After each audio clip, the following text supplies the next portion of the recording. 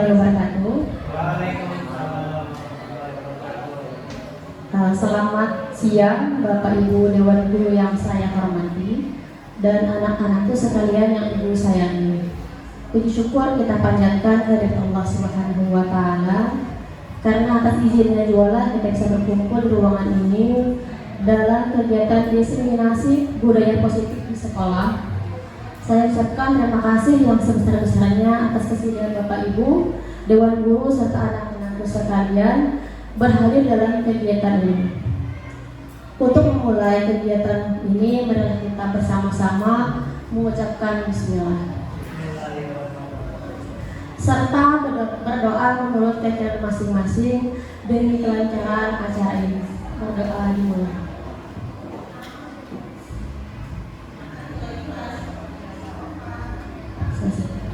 Langsung saja.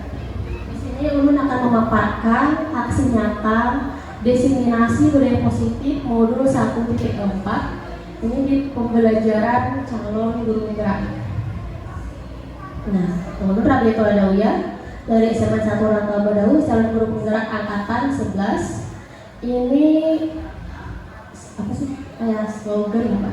Dari guru penggerak tuh tergerak, bergerak dan menggerakkan. Tujuan pembelajaran kali ini atau pertemuan kali ini adalah CGP dapat menyampaikan pembelajaran dari penerapan konsep inti dari modul budaya positif serta pemahaman mereka mengenai konsep-konsep inti dalam modul budaya positif. Nah, filosofi pendidikan menurut Ki Hajar Dewantara. Menurut KHD atau Ki Hajar Dewantara, tujuan pendidikan adalah menuntun segala kodrat yang ada pada anak agar mereka mencapai kebahagiaan dan keselamatan yang setinggi-tingginya, baik sebagai manusia maupun sebagai anggota masyarakat. Oleh karena itu, pendidikan itu hanya menuntun hidupnya, kekuatan kodrat anak agar dapat memperbaiki lakunya, bukan dasarnya hidup atau tumbuhnya kekuatan kodrat anak.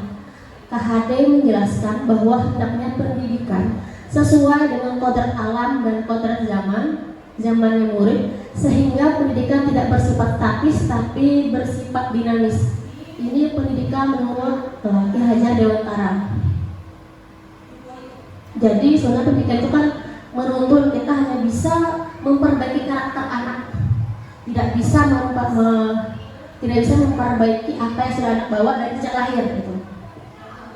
Nah, apa itu budaya positif di sekolah? Budaya positif adalah nilai-nilai, keyakinan-keyakinan dan kebiasaan-kebiasaan di sekolah yang berpihak pada murid agar murid dapat berkembang menjadi pribadi yang kritis, penuh hormat dan bertanggung jawab. Untuk membangun budaya yang positif, sekolah perlu menyediakan lingkungan yang positif, aman dan aman agar murid-murid mampu berpikir, bertindak, dan mencipta dengan merdeka, mandiri dan bertanggung jawab. Nah, terus konsep-konsep dalam modul budaya positif itu ada 7 yang kami pelajari. Yang pertama, perubahan paradigma belajar. Yang kedua, konsep disiplin positif, motivasi perilaku manusia, kebutuhan dasar manusia, posisi kontrol, keyakinan kelas, dan segitiga restitusi. Nah, seorang guru diibaratkan sebagai seorang petani yang memiliki peranan penting untuk menjadikan tanamannya tumbuh subur. Anda akan memastikan bahwa tanah tempat tumbuhnya tanaman adalah tanah yang cocok untuk ditanami. Ki Hajar Dewantara menyatakan bahwa kita ambil contoh perbandingannya dengan hidup tumbuh-tumbuhan seorang petani. Dalam hakikatnya sama kewajiban dengan seorang pendidik yang menanam padi. Misalnya hanya dapat menuntun tumbuhnya padi, ia dapat memperbaiki kondisi tanah, memelihara tanaman padi, memberi pupuk dan air, membasmi ulat-ulat atau jamur-jamur yang mengganggu hidup tanaman padi dan lain sebagainya. Ini maksudnya seperti kalau padi kan kita tanam ya akan tumbuh menjadi padi. Kita hanya bisa merawat padi tersebut seperti apa hingga nanti hasilnya menjadi padi yang berkualitas, tapi tidak bisa mengubah padi menjadi jagung. Nah, itu maksudnya. Terus dari uraian tersebut kita dapat menyimpulkan bahwa sekolah diibaratkan sebagai tanah tempat bercocok tanam, sehingga seorang guru perlu mengusahakan agar sekolah menjadi sebuah lingkungan yang menyenangkan, aman, nyaman untuk tumbuh serta dapat menjaga dan melindungi setiap murid dari hal-hal yang kurang bermanfaat atau bahkan mengganggu perkembangan potensi mereka. Dengan demikian, salah satu tanggung jawab seorang guru adalah menciptakan suatu lingkungan positif yang terdiri dari warga sekolah yang saling mendukung, saling belajar, saling berinteraksi, saling bekerja sama sehingga tercipta kebiasaan-kebiasaan baik. Dari kebiasaan-kebiasaan baik itu akan tumbuh menjadi karakter-karakter baik warga sekolah. Pada akhirnya dari kebiasaan tersebut terbentuk menjadi budaya positif. Terus nih, ada pertanyaan apa Ibu? Coba amati lingkungan sekolah kita saat ini. Yang pertama, bagaimana suasananya? Terus yang kedua, bagaimana murid-muridnya saling berinteraksi? Bagaimana guru saling bertegur sapa? Bagaimana guru menyapa murid? Bagaimana guru menyelesaikan suatu permasalahan atau konflik antar murid? Nah, ini pertanyaan ini tadi yang Ulun sebutkan di awal. Ulun akan melemparkan pesawat ini. Siapa yang kena itu kan menjawab, memberi respon dari dua pertanyaan ini. Oke.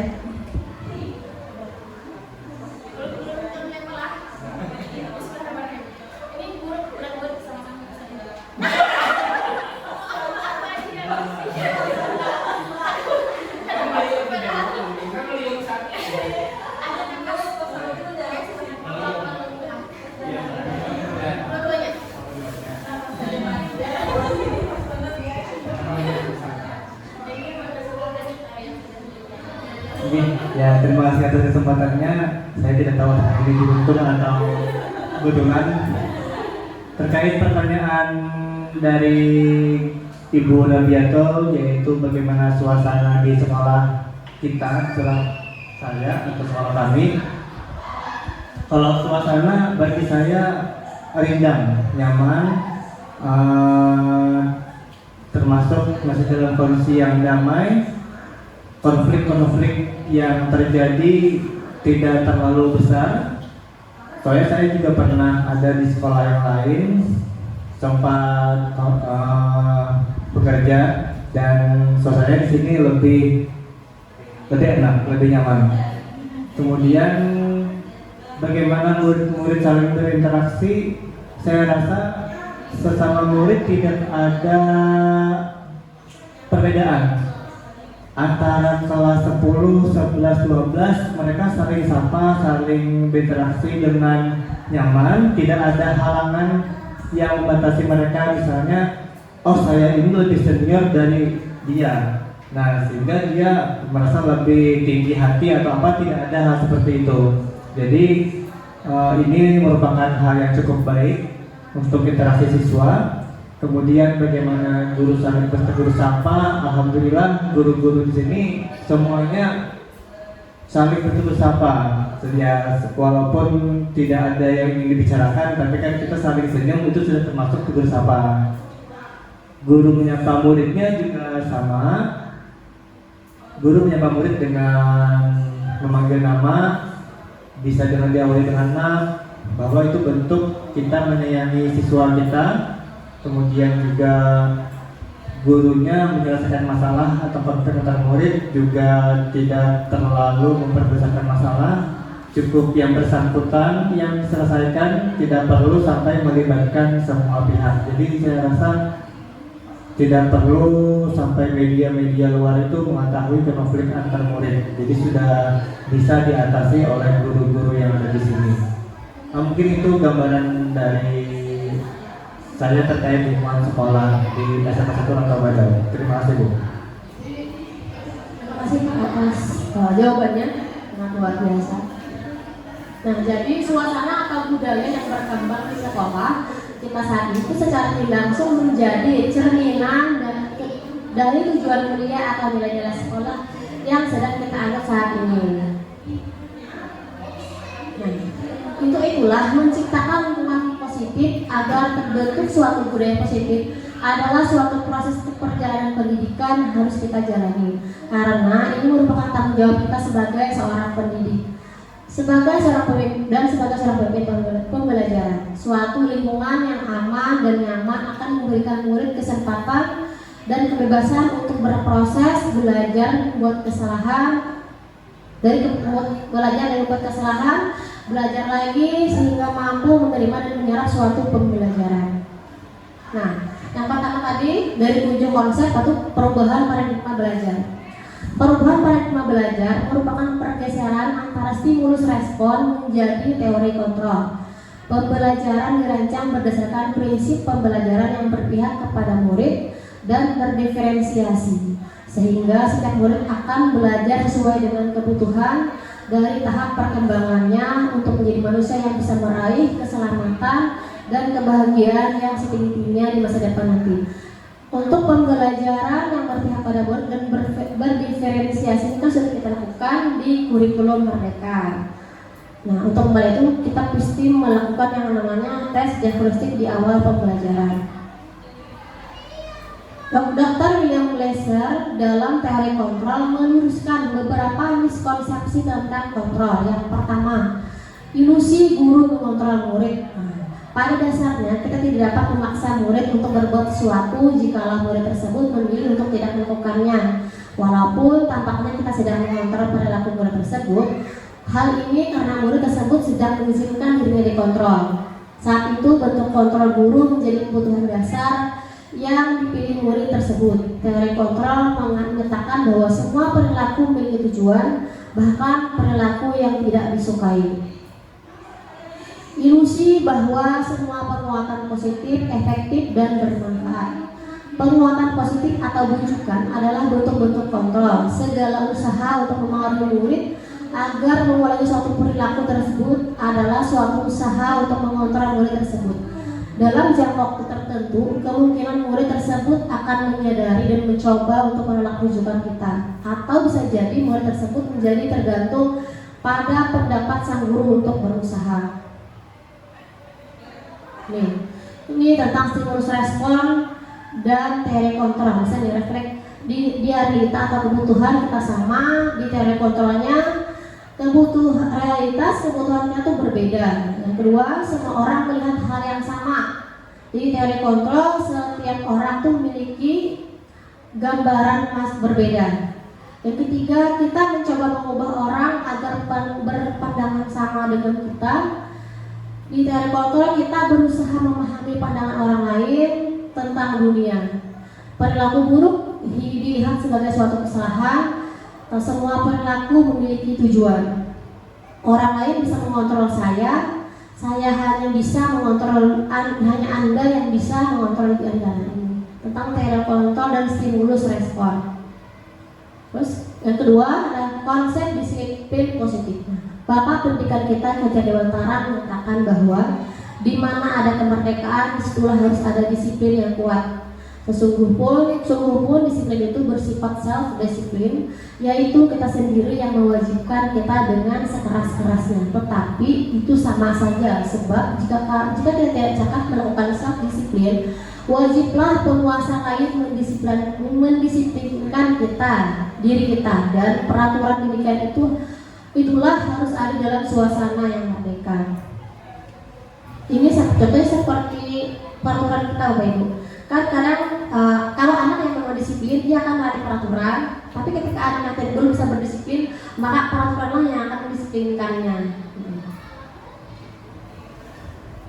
Dari pertemuan tersebut, Ki Hajar Dewantara menyatakan bahwa untuk mencapai kemerdekaan atau dalam konteks pendidikan kita saat ini, untuk menciptakan murid yang merdeka, syarat utamanya adalah harus ada disiplin yang kuat.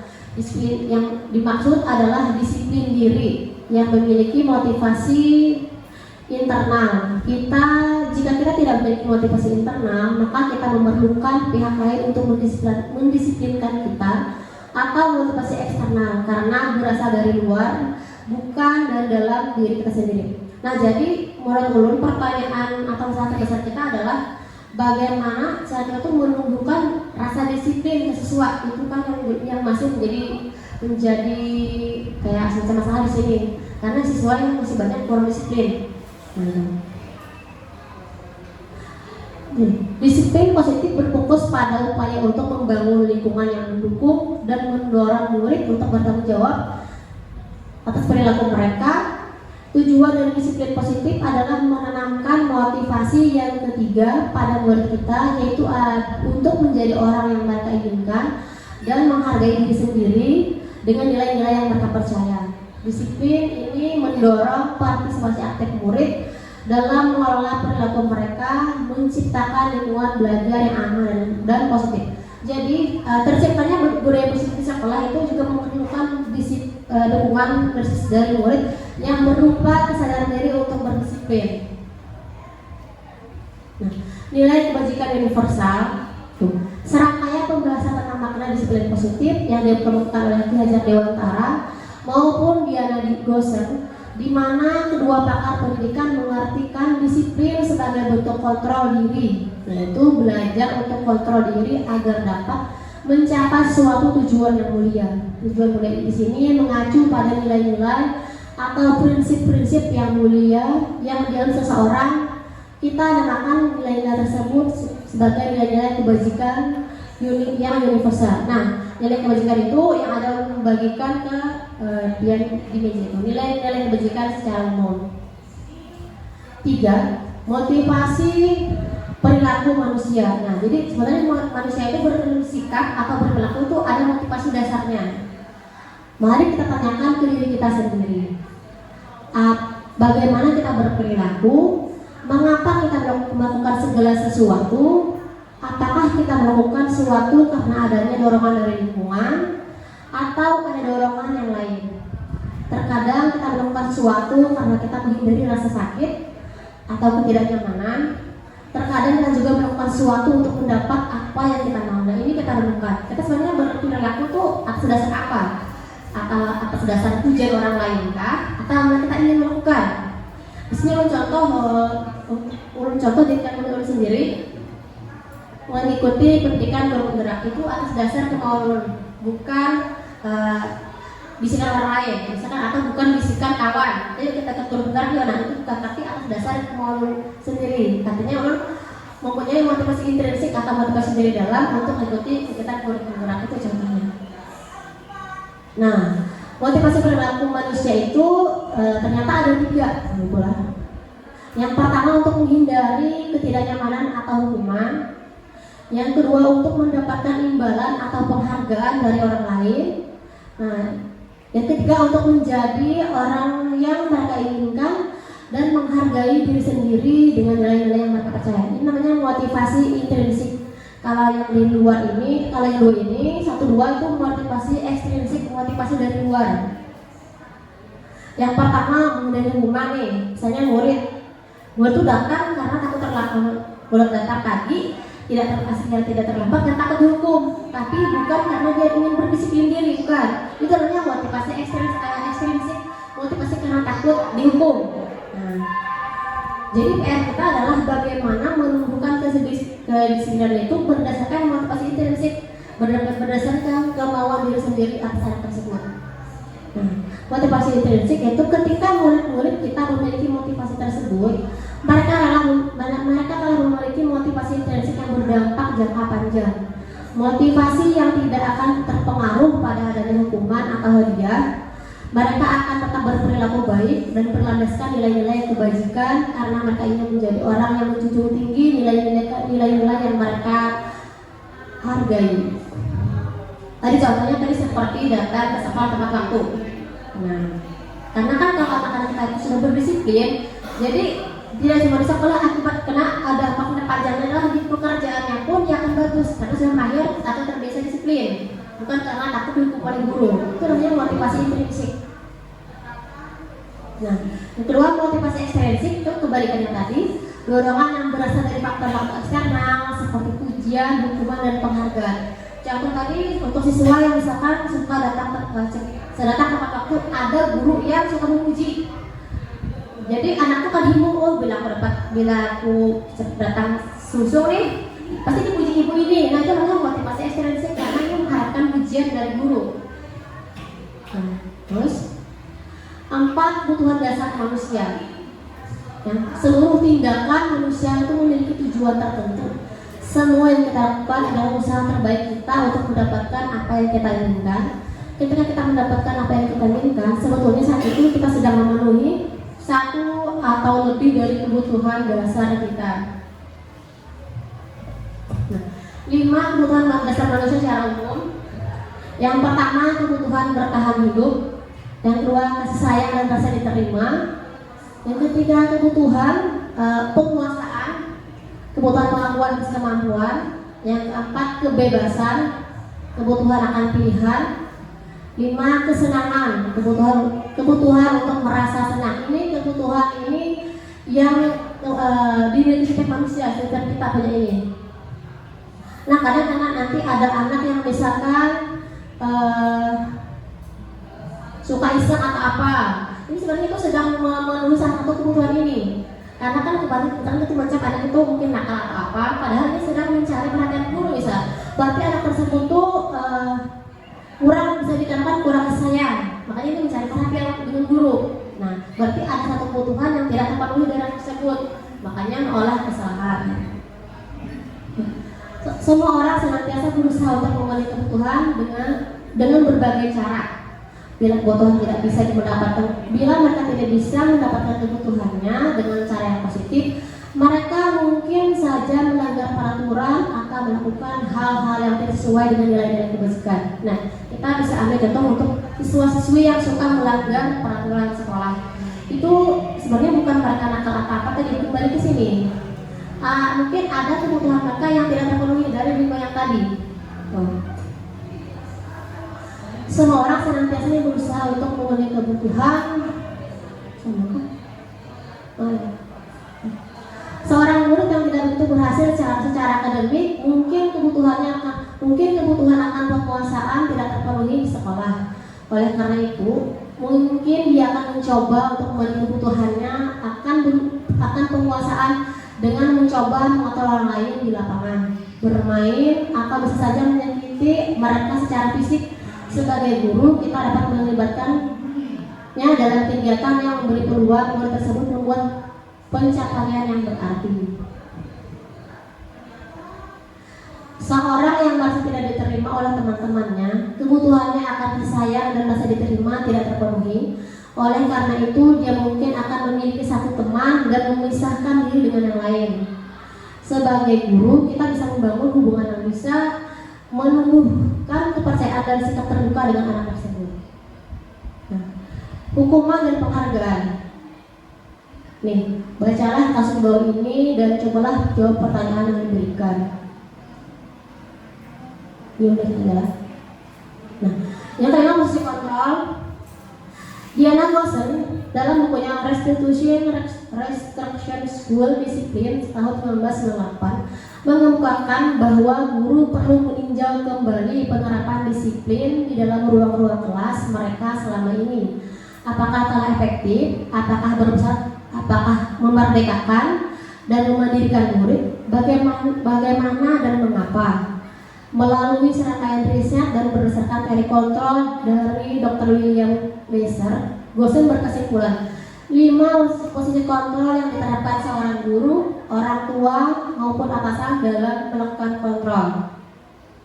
Nah, yang pertama menghukum, yang kedua membuat rasa bersalah, yang ketiga sebagai teman, yang keempat sebagai pemantau, yang kelima sebagai manajer. Kira-kira Bapak Ibu, selama ini kita di sekolah ketika ada anak melakukan kesalahan, dari 5 posisi kontrol ini mana yang sering kita lakukan? Mana yang lebih sering kita pilih? Iya. Bukan soal lagi kan? Nih, dari ini untuk kita lakukan dari 5 ini yang sering kita lakukan ketika anak tuh membuat kesalahan di sekolah. Kita sebagai penghukumkah, sebagai pembuat rasa bersalahkah, sebagai teman, pemantau, atau sebagai manajer? Nah, ini penjelasannya. Penghukum, seorang penghukum bisa menggunakan hukuman fisik maupun verbal. Orang-orang yang menjalankan posisi menghukum senantiasa mengatakan bahwa sekolah memerlukan sistem atau alat yang dapat lebih menekan murid-murid lebih dalam lagi. Guru-guru yang menerapkan posisi menghukum akan berkata, patuhi aturan saya atau awas, kamu selalu saja salah, pasti selalu dan yang terakhir selesai. Guru seperti ini senantiasa percaya hanya ada satu cara agar pembelajaran kita bisa berhasil, yaitu dengan cara dia. Pokoknya dihukum. Ini cara untuk posisi kontrol sebagai penghukum. Yang kedua, pembuat rasa bersalah. Pada posisi ini biasanya guru akan bersuara lebih lembut. Pembuat rasa bersalah akan menggunakan keheningan yang membuat orang lain masih tidak nyaman, bersalah atau rendah diri. Kata-kata yang keluar dengan lembut pasti ibu sangat kecewa sekali dengan kamu. Berapa kali bapak harus memberitahu kamu ya? Gimana coba kalau orang tua kamu tahu kamu berbuat begini? Di posisi ini murid akan memiliki penilaian diri yang buruk tentang diri mereka. Murid akan merasa tidak berharga dan akan mengecewakan orang-orang yang disayanginya. Ketiga, sebagai teman. Guru pada posisi ini tidak akan menyakiti murid, namun akan tetap mengontrol murid melalui persuasi. Posisi teman pada guru bisa positif ataupun negatif. Posisi di sini berupa hubungan yang baik terjadi antara guru dan murid. Mereka akan berkata, ayo bantulah demi bapak ya. Ya sudah, kali ini tidak apa-apa, nanti ibu bantu bereskan. Hal negatif dari posisi teman adalah bila suatu saat guru tersebut tidak membantu, maka murid akan berkata, saya pikir ibu bapak teman saya. Murid akan merasa dikecewakan dan tidak mau lagi berusaha. Ini ketika berposisi akan mengambil perilaku sebagai teman kepada murid. Yang keempat, pemantau. Pemantau berarti mengawasi. Pada saat kita mengawasi, kita bertanggung jawab atas perilaku orang-orang yang kita awasi. Posisi pemantau berdasarkan pada peraturan dan konsekuensi. Dengan menggunakan sanksi atau konsekuensi, kita dapat memisahkan hubungan pribadi dengan murid sebagai orang yang menjalankan posisi sebagai pemantau. Pertanyaan yang dapat diajukan oleh seorang pemantau, apa yang telah kamu lakukan? Sanksi atau konsekuensinya apa? Seorang pemantau sangat mengandalkan perhitungan, catatan, data yang dapat digunakan sebagai bukti atas perilaku seseorang. Yang terakhir sebagai manajer. Nah, pada posisi manajer, murid diajak untuk menganalisis kebutuhan dirinya maupun kebutuhan orang lain. Di sini penekanannya bukan pada kemampuan membuat konsekuensi, namun dapat berkolaborasi dengan murid bagaimana memperbaiki kesalahan yang ada. Seorang manajer akan berkata, apa yang kita yakini? Kembali kepada keyakinan kelas atau peraturan kelas, apakah kamu meyakininya? Jika kamu meyakininya, apakah kamu bersedia memperbaikinya? Jika kamu memperbaiki hal ini menunjukkan apa tentang dirimu? Apa rencana kamu untuk memperbaiki hal ini? Nah, di sini Bapak Ibu, di sini kan ada keyakinan kelas.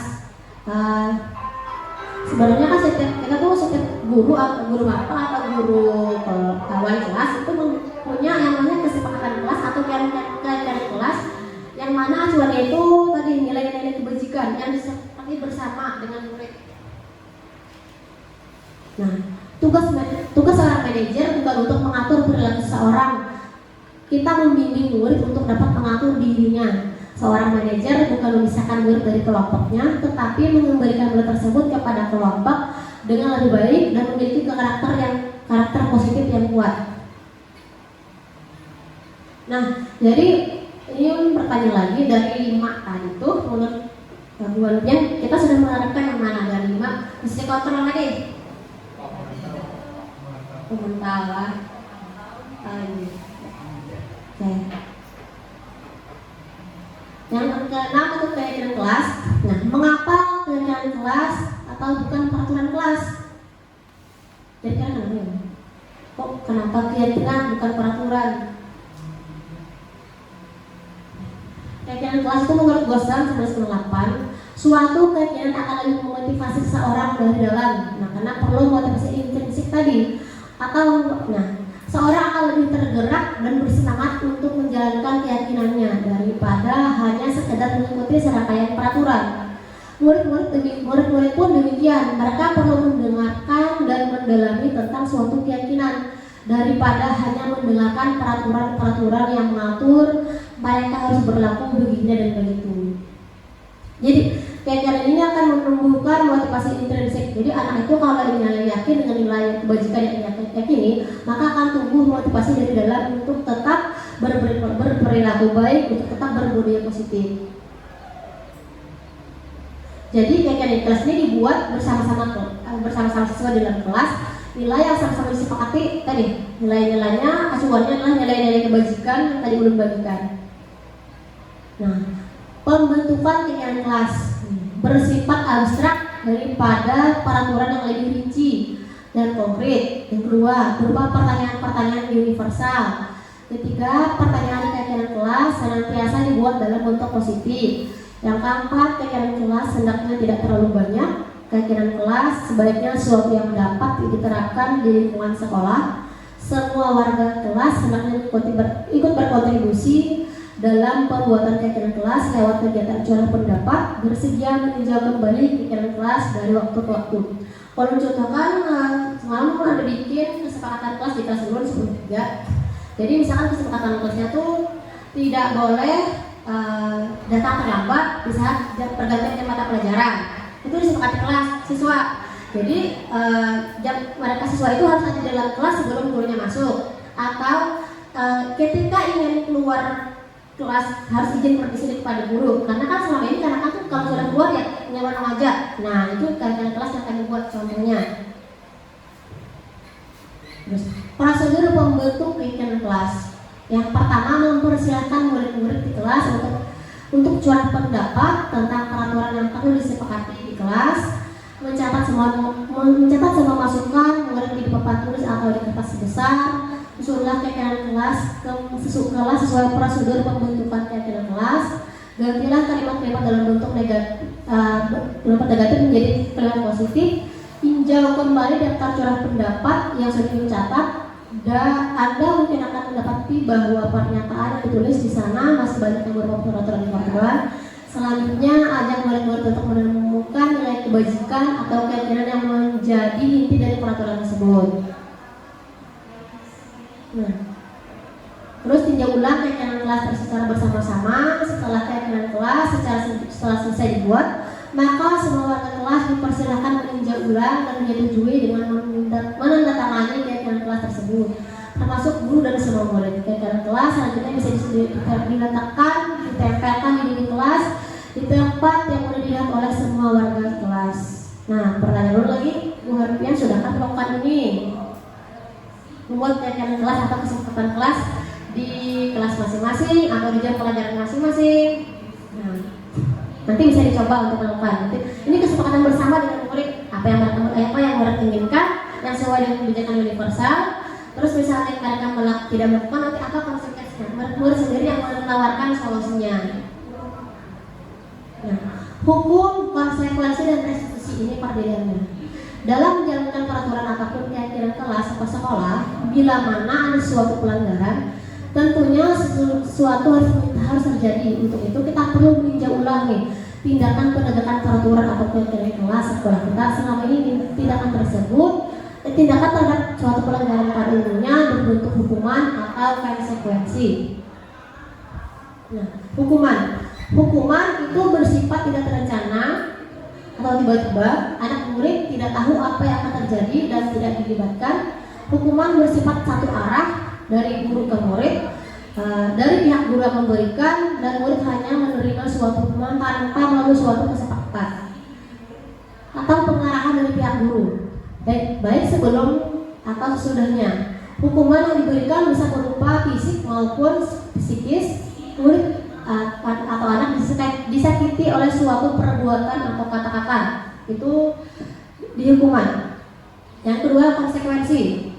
Sementara disiplin dalam bentuk konsekuensi sudah terencana atau sudah disepakati, sudah dibahas atau disetujui oleh murid dan guru. Umumnya bentuk-bentuk konsekuensi dibuat oleh pihak guru atau sekolah dan murid sudah mengetahui sebelumnya konsekuensi yang akan diterima bila ada pelanggaran. Pada konsekuensi, murid tetap dibuat tidak nyaman untuk jangka waktu yang pendek. Contoh misal kayak kita mengambil suatu anak yang memang tidak sesuai standar sekolah. Nah itu kan akan dikembalikan, itu punya konsekuensi. Kita membuat anak itu tidak nyaman dalam jangka pendek karena ini melanggar peraturan yang sudah disepakati. Nah, segitiga institusi ini dalam penyelesaian masalah harusnya itu kita menggunakan segitiga institusi, sebuah pendekatan untuk menciptakan disiplin positif. Restitusi adalah proses menciptakan kondisi bagi murid untuk memperbaiki kesalahan mereka sehingga mereka bisa kembali pada kelompok mereka dengan karakter yang lebih kuat. Dari pendapat dosen 2004, restitusi juga merupakan proses kolaborasi yang mengajarkan murid untuk mencari solusi untuk masalah mereka dan membantu murid berpikir tentang orang seperti apa yang mereka inginkan dan bagaimana mereka harus memperlakukan orang lain. Restitusi juga proses kolaboratif yang mengajarkan murid untuk mencari solusi untuk masalah dan membantu murid berpikir tentang orang lain, tentang orang seperti apa yang mereka inginkan dan bagaimana mereka harus memperlakukan orang lain. Restitusi membantu murid memiliki tujuan misi yang positif dan memulihkan dirinya setelah berbuat salah.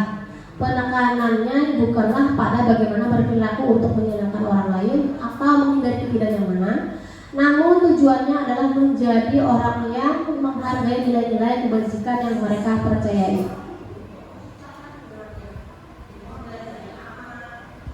Melalui pendekatan restitusi, ketika murid berbuat salah, guru akan menanggapi dengan mengajak murid merefleksi tentang apa yang dapat mereka lakukan untuk memperbaiki kesalahan mereka, sehingga mereka menjadi pribadi yang lebih baik dan menghargai dirinya. Pendekatan restitusi ini tidak hanya menguntungkan korban, tetapi juga menguntungkan orang yang telah berbuat salah. Restitusi juga sesuai dengan prinsip dari Terry Cotton William Glasser tentang solusi menang-menang. Contoh nih, kemarin pernah melakukan restitusi, ada satu siswa yang tidak mengerjakan tugas yang diberikan. Jadi cara restitusi itu ulun panggil siswanya untuk bertanya, kenapa kamu tidak mengerjakan tugas? Ini bertanya dulu. Ternyata siswa tersebut menjawab, ibu, ulun tidak mengerjakan tugas karena ulun yang jam itu ulun mengantuk. Alasannya karena mengantuk. Kenapa dia mengantuk? Karena ulun buat malamnya begadang, scroll TikTok sampai jam 12 malam. Jadi kira-kira dari itu kan tadi di kegiatan kelas itu kan kita buat kesepakatan, misalnya harus mengikuti pembelajaran yang aktif. Nah, otomatis sekarang kelas itu sudah melanggar untuk kegiatan kelas. Nah, jadi bagaimana dengan kegiatan kelas yang sudah kita buat? Oh ya bu, saya melanggar kegiatan kelas bahwa mengerjakan tugas tepat waktu. Nah, menurut Pian bagaimana solusinya secara Pian itu pada lagi mengulangi kesalahan tersebut? Ulun juga mungkin akan tidur tidak malam lagi, tidak akan begadang lagi. Itu kan sebuah solusi dari murid. Setelah kita bertanya apa masalahnya, apa solusi dari sendiri, itu namanya restitusi. Jadi bukan kita menghukum, bukan kita menindas, tapi kita mencari solusi atas masalah. Kita memberikan kesempatan kepada siswa untuk mencari solusi atas masalahnya sendiri. Ada peluang luar biasa bagi murid untuk bertumbuh karakternya ketika mereka melakukan kesalahan. Karena pada hakikatnya begitulah cara kita belajar. Murid perlu bertanggung jawab atas perilaku yang mereka pilih. Namun mereka juga dapat belajar dari pengalaman untuk membuat pilihan yang lebih baik di waktu yang akan datang. Ketika guru menyelesaikan masalah perilaku mereka, murid akan kehilangan kesempatan untuk mempelajari keterampilan yang berharga untuk hidup mereka. Jadi di sini tuh murid mencari solusi atas kesalahannya sendiri, mencari solusi untuk masalahnya sendiri, bukan guru yang menentukan. Dari cara tersebut nanti murid bisa berpikir lebih kritis untuk masalahnya sendiri. Kebiasaan kita selama ini, bila ada orang yang berlaku salah pada kita, ada langsung memaafkan, atau bahkan kita melakukan sesuatu yang membuat mereka tidak nyaman atau bahkan bersalah.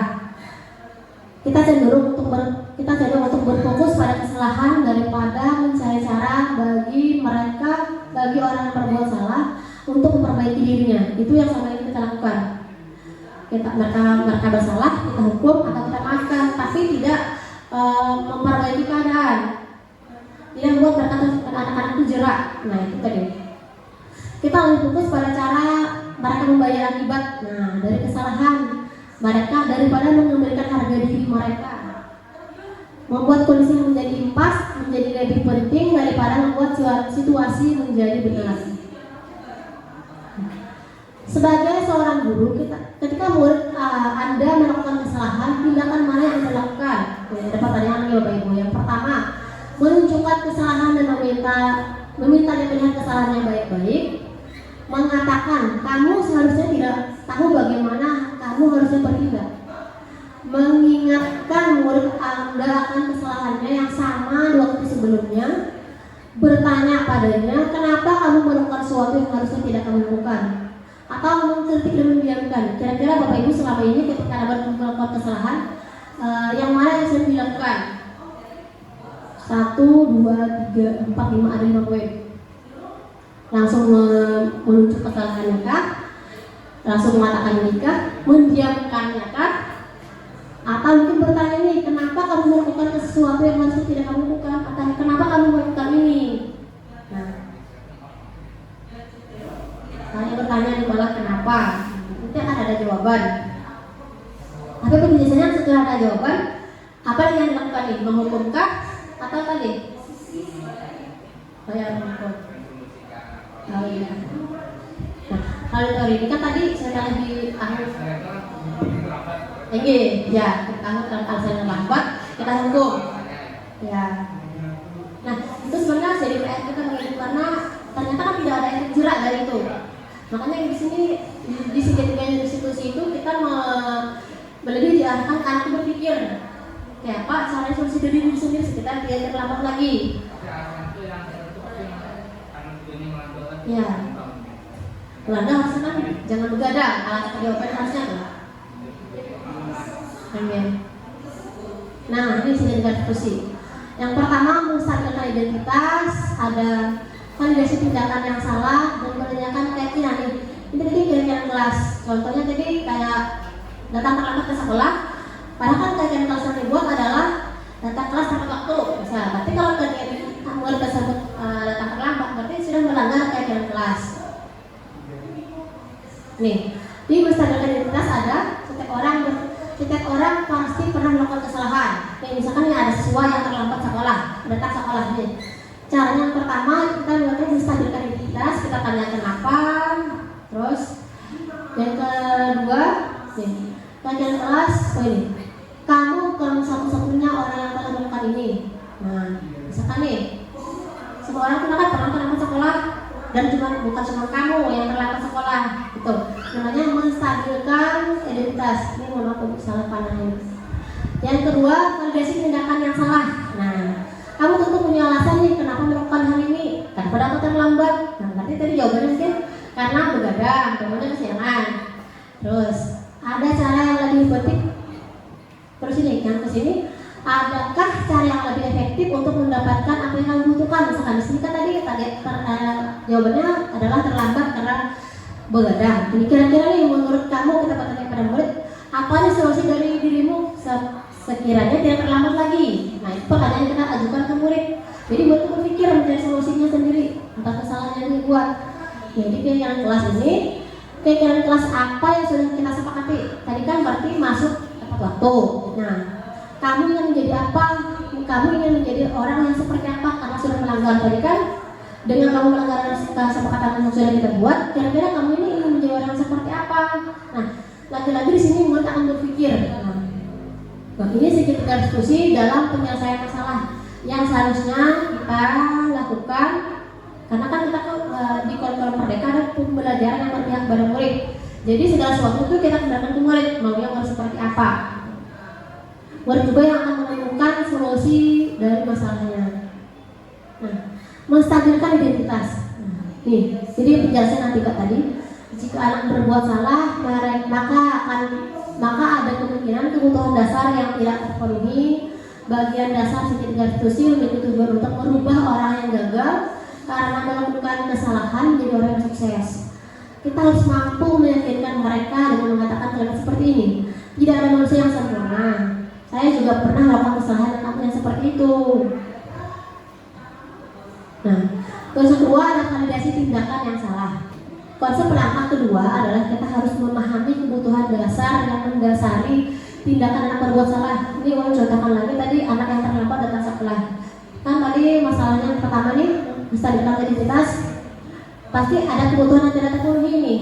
Mungkin nama sebut keluarga saya di rumah tidak ditegur, begadang, dan di sekolah caranya mendapatkan kasih sayang orang guru adalah dengan terlambat. Otomatis guru akan memperhatikan kan, akan peduli. Nah, caranya ada berarti ada kebutuhan yang tidak terpenuhi dari anak tersebut. Nah, menurut teori kontrol, semua tindakan manusia baik atau buruk pasti memiliki maksud dan tujuan tertentu. Ketika kita menolak anak yang berbuat salah, dia akan tetap dalam masalah. Yang diperlukan adalah kita memahami alasan anak melakukan hal tersebut sehingga anak merasa dipahami.